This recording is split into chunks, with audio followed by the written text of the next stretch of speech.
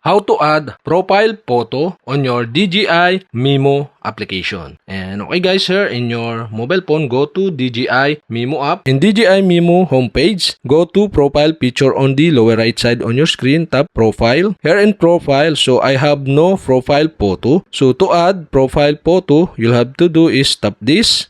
And tap again the profile photo. And tap again the profile photo. And now you can select the profile you want to add as a profile photo of your DJI Mimo app. So you can scroll down for more.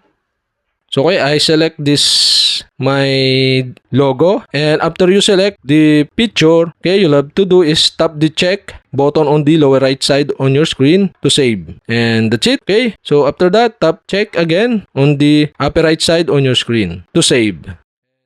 And that's it. Okay, we have successfully add a profile photo on your DJI Mimo application. And okay guys, if you have a question, kindly comment below. And don't forget to hit the subscribe button and the bell to notify you if I have new video. Okay, thanks for watching.